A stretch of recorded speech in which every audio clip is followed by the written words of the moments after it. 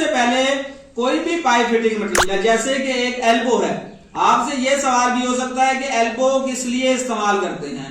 आपने सिर्फ इतना बताना है कि एल्बो पाइप को किसी भी डिग्री में मोड़ने के लिए हम एल्बो इस्तेमाल करते हैं। इसी तरह टी है, टी किस लिए इस्तेमाल करते हैं? टी का इस्तेमाल के पाइप लाइन से ब्रांच निकालने के लिए टी का इस्तेमाल करते हैं। इसी तरह यह है कि ऑर्ड्स का इस्तेमाल क्यों करते हैं? ऑर्ड्स का इस्तेमाल इसलिए करते हैं पाइप फिटिंग जो कि स्पूल है जो हमारे पास फैब्रिकेशन किया उसमें कोई इंस्ट्रूमेंट गेजेस लगाने के लिए क्या कि हम ऑर्ड्स का इस्तेमाल करते हैं, फिर उनकी इकसाम है। इसी तरह के वाल क्यों इस्तेमाल करते हैं? वाल का इस्तेमाल करते हैं माया लिक्विड गैस कोई भी फ्लो हो रहा है उसको कंट्रोल करने के लिए क्या है कि हम वाल्व इस्तेमाल करते हैं।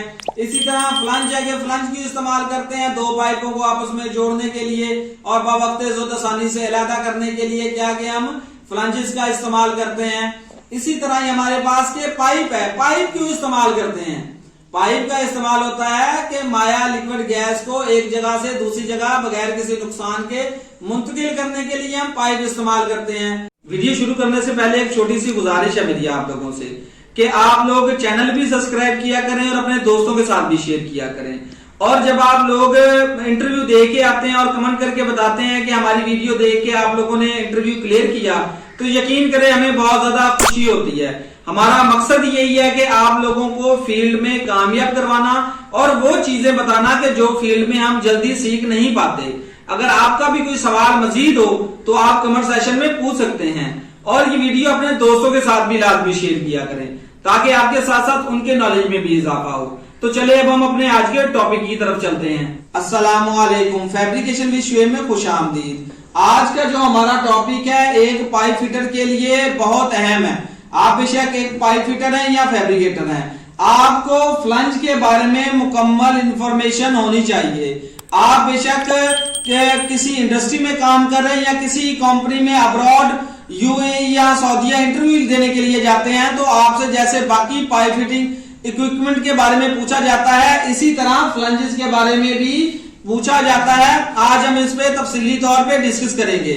आप लोगों ने वीडियो तवज्जो से देखनी है। अगर कोई बात आपको समझ ना आए तो आप कमेंट सेशन में पूछ सकते हैं और आज मैं आपको जो बातें बताऊंगा आपने अपने पास नोट भी कर लेनी है। इन फ्यूचर ये आपको काम भी आएंगी। सबसे पहले ये है कि सवाल ये होता है कि फ्लंज इस्तेमाल क्यों करते हैं। देखें कि फ्लंज भी एक पाइप फिटिंग इक्विपमेंट है, ठीक है। इसका इस्तेमाल इसलिए किया जाता है कि दो पाइपों को आपस में जोड़ने के लिए और बावक्त ज़रूरत आसानी से अलहदा करने के लिए। क्या है हम किस तरह जोड़ते हैं? दो फ्लंज लगाते हैं दो पाइपों के साथ और नट बोल्ट के जरिए इनको टाइट कर देते हैं और इनके दरमियान गैस्केट देते हैं कि लीकेज। अब गैस्केट क्या करती है? लीकेज होने से रोकती है। और क्या दो फ्लंज इसलिए इस्तेमाल होते हैं कि पाइपों को जोड़ते हैं। अगर हम दोनों पाइपों को वेल्ड कर दें, वेल्ड हो जाएगा, ठीक है, लेकिन बावक्त ज़रूरत जब हम उन्हें अलहदा करना हो वहां से या उनके दरमियान हमने कोई फिटिंग मटेरियल लगाना है जैसे वाल्व्स हो गए या वायर स्ट्रेनर हो गई, किसी किस्म का जो कि इसके अंदर इंस्ट्रूमेंट दो फ्लंजेस के दरमियान फिटिंग मटेरियल भी लगाना है तो उसके लिए क्या कि हमें फ्लंज इस्तेमाल करते हैं। आपसे कोई पूछे तो आपने ये कहना है कि फ्लंज इस्तेमाल करते हैं दो पाइपों को आपस में जोड़ने के लिए और इनके दरमियान कोई फिटिंग मटेरियल लगाने के लिए और बावक्त ज़रूरत आसानी से अलहदा करने के लिए क्या हम फ्लंज इस्तेमाल करते हैं। इसके बाद हम बात करेंगे कि फ्लंज की जो बाय फेस के लिहाज से फ्लंज कितनी किस्म के हैं। देखें सबसे पहले ये वाला फ्लंज देखें, इसका पहले फेस पे बात करते हैं, इसके बाद इनकी टाइप्स पे और इसकी क्लास पे भी बात करेंगे। सबसे पहले हम बात करते हैं फेस पे। देखिए अब आपको ये वाला जो फेस है उभरा हुआ नजर आ रहा है, ठीक है, इसे कहते हैं राइज फेस फ्लंज। अगर ये बिल्कुल सीधा होता, इस तरह बिल्कुल प्लेन होती सरफेस आगे से फ्लंज की तो हमने कहना था कि ये फ्लैट फेस फ्लंज है। क्या हो गया? नंबर एक कौन सी बताइए आपको कि राइज फेस फ्लंज और फ्लैट फेस। अब नंबर 3 पे है ring type joint flange. Number 3 पे कौन सा? Ring type joint flange. ठीक हो गया। इसके अंदर क्या होता है कि इसके जो फ्लंज है ना उसके अंदर ग्रूव बना हुआ होता है, रिंग टाइप, ठीक है। इसके अंदर जो कि गैस्केट वो भी रिंग टाइप आती है।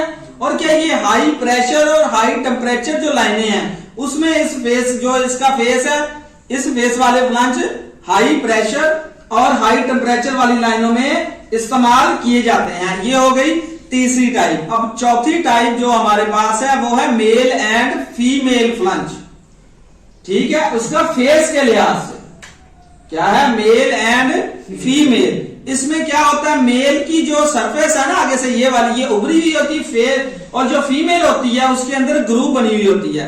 क्या होता है कि जो मेल है फीमेल के अंदर चला जाता है। जब दो फ्लंजों को जोड़ेंगे तो मेल की क्या होगी, ये वाली जो वेब है, जो वेब है वो फीमेल के अंदर चली जाएगी, जो उसकी किनारी बनी हुई होती है। उसके बाद है पांचवी टाइप है टंग एंड ग्रूव। ठीक हो गया, ये भी बिल्कुल मेल एंड फीमेल की तरह ही है। अब हम बात करेंगे types of flange according to class. ठीक है, अब इसका क्या है, प्रेशर और टेम्परेचर के लिहाज से इनकी रेटिंग होती है। ठीक है, अभी हम ज्यादातर लोग हम जानते भी हैं इसके बारे में कि ये पाउंड में होती है। अब फ्लंज की जो क्लास है ये होती है 150 psi, 300 psi, 400 psi, 600 psi, 900 psi, 1500 psi और 2500 psi। ये तो होगी इनकी क्लास। अब मैं बताऊंगा आपको कि क्लास की वजह से फ्लंज में क्या होता है, किस तरह हमें पता चलता है कि फ्लंज कौन सी क्लास का है।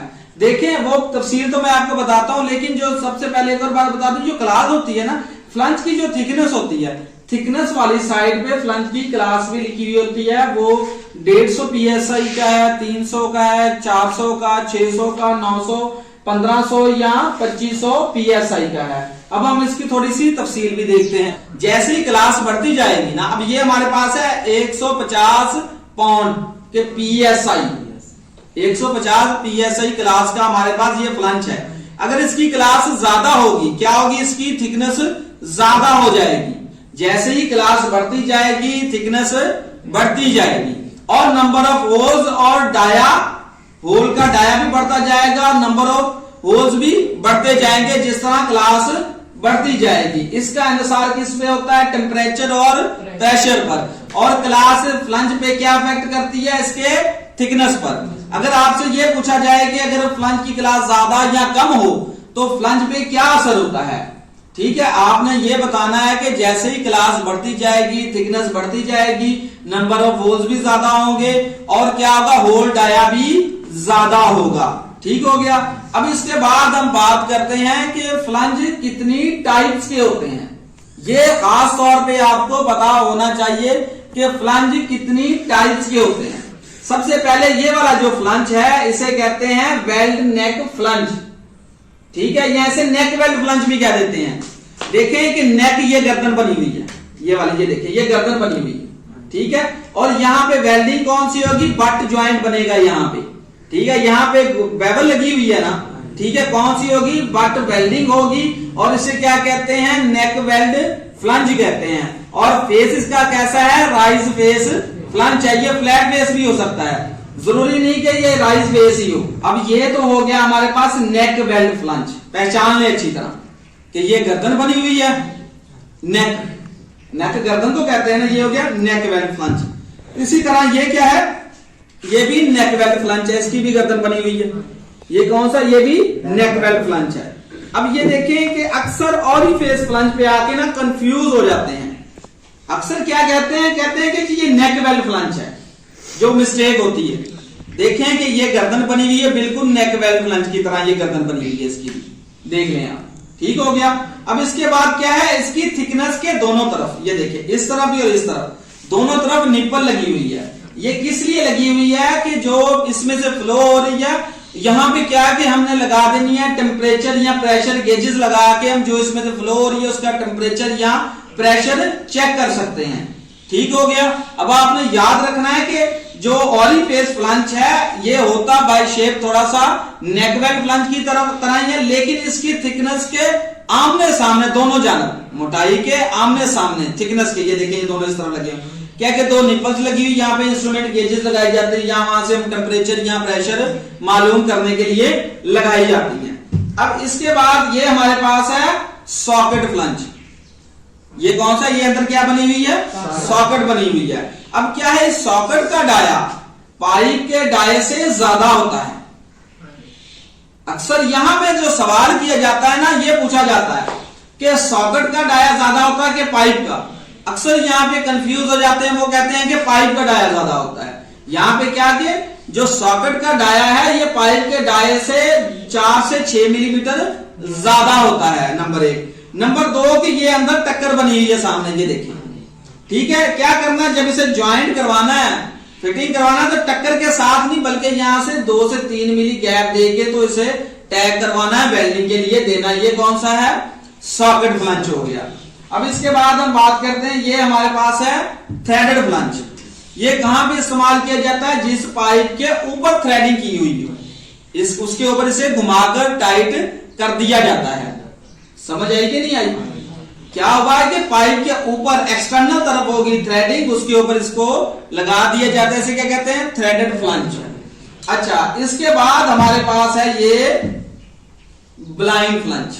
ब्लाइंडिंग करने के लिए क्या है, ब्लाइंड फ्लंच का इस्तेमाल करते हैं। ठीक है, क्या होगा, एक जो फ्लंच है वो पाइप के साथ लगा होगा, ठीक है, एक जो फ्लंच है वो पाइप के साथ लगा होगा।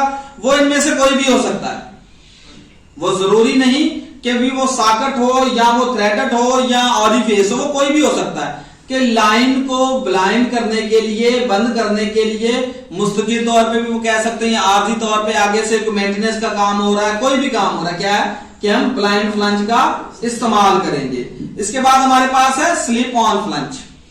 ठीक है, अब इसको किस तरह लगाते हैं, स्लिप ऑन फ्लंच। इसका क्या करते हैं, इसका जो फ्लंच का ओडी है, जो डाया है ये वाला, ठीक है, जो इसका एंड आया ये वाला, अब ये हमारे